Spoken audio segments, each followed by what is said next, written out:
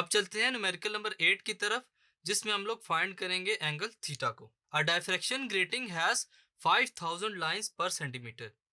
At what angle does the second order spectrum of the sodium yellow light of wavelength 589 nanometer occur?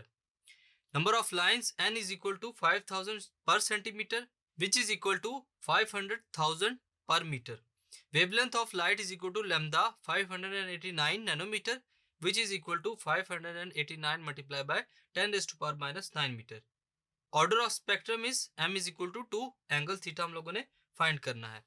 We know that d sine of theta is equal to m lambda according to Bragg's law. D is equal to 1 by n. So 1 by n sine of theta gives m lambda. Further solve करते हैं. Sin theta is equal to m n lambda. So theta will be equal to sine inverse of m n lambda. By putting values we get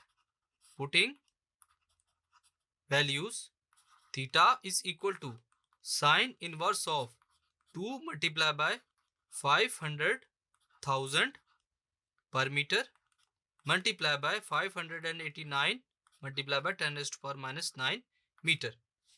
So theta will be equal to sine inverse of 0.589.